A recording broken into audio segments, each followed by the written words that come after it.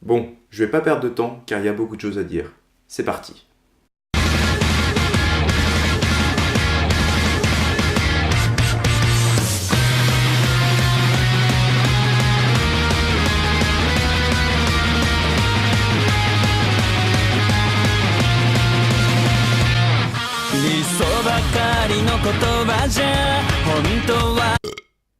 Le tournoi du pouvoir est un tournoi confrontant 8 univers de façon à savoir quel est le meilleur des univers. Chaque univers qui perd est supprimé. Et c'est l'intérêt de base du tournoi. Un univers qui perd est un univers supprimé. Alors expliquez-moi pourquoi on ne ressent pas le danger qui pèse sur l'univers 7. À part dans 2-3 épisodes de Dragon Ball Super, où ils ont fait en sorte qu'on le ressente ce fait, comme à l'épisode où Gohan supprime un univers à lui tout seul. Mais c'est tout, c'est quelque chose qui manque à l'anime. Je reparlerai du manga à la fin. Durant le tournoi, l'univers 7 a sorti la totalité des adversaires, 90 concurrents. Et l'un des problèmes majeurs, c'est que sur des adversaires qu'ils ont mis en valeur, Kefla, Toppo, eh bien on ne connaît rien de ces personnages. Je vous explique. Kefla, c'est la fusion entre Caulifla et Calais, c'est l'élément clé de l'univers 6, et pourtant on ne connaît rien d'elle. On ne connaît pas ses ambitions, on ne sait pas pourquoi elle se bat, quels sont ses objectifs, et c'est encore plus flagrant pour Toppo. La seule chose que l'on sait, c'est que c'est le futur dieu de la destruction de l'univers 11. La Toei n'a pas développé ces personnages, et c'est dommage, car nous dévoiler un peu du personnage, son passé, ou même à risque de me répéter, ses objectifs, ses ambitions nous auraient permis de nous attacher aux personnages et de mieux les comprendre.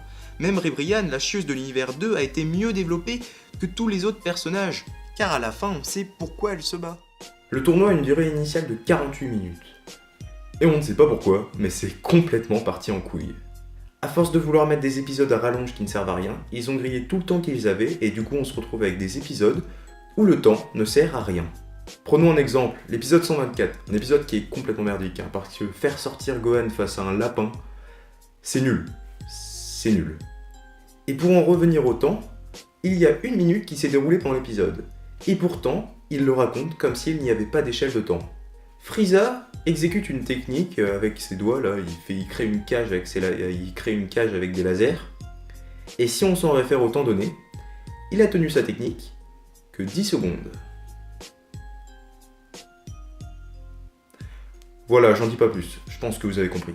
Parlons un peu de Jiren maintenant. Jiren, antagoniste principal du dernier arc de Dragon Ball Super, est un personnage de l'univers 11 qui participe au tournoi afin de remporter les Dragon Ball Super. Au début du tournoi, Jiren reste en retrait. Il ne fait rien. C'est limite, il dort. Puis ensuite, il se réveille, il affronte Goku et Hit, et il se rendort. Au moment où Goku affronte Kefla, il se réveille. Et puis jusqu'à ce qu'il reste plus que l'univers 11 et 7, il ne fait rien. Attendez, ça vient, j'y arrive. Vegeta affronte Goku, Jiren lui dit un truc du style « Je reconnais ta force, tu es pur », on aurait dit un sage, et après quand Vegeta sort Toppo, Jiren balance à Toppo «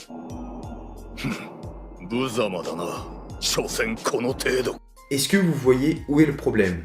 Jiren est l'antagoniste principal, pour que l'on comprenne bien ses raisons, il faut d'abord connaître l'idéologie du personnage et sa façon de penser. Or la Toei nous le montre sous 2 jours différents. Mais il n'y a pas que ça. Pour comprendre Jiren, il faut le voir comme un personnage mais aussi comme une idéologie. Et c'est dans ça que le combat Jiren-Goku est intéressant. C'est l'affrontement de 2 idéologies différentes. D'un côté, Jiren qui pense que par sa seule force, il peut tout franchir, et de l'autre côté, Goku qui avance grâce et à l'aide de tous ses amis. Dans l'épisode 130, c'est en ça que Goku a gagné. Au moment où Jiren a voulu attaquer ce en quoi Goku croit, c'est la preuve de la faiblesse de Jiren qui s'est incliné face à la détermination de Goku. Et dans l'épisode 130, c'est bien fait. Et ça me permet justement de passer au sujet suivant. Malgré que cet arc survie de l'univers soit complètement merdique, la Toei a quand même eu de bonnes idées.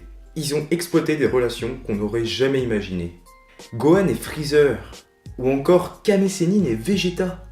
Lorsque Vegeta et Beerus reconnaissent la valeur de Tortue Géniale, là c'est un moment marquant.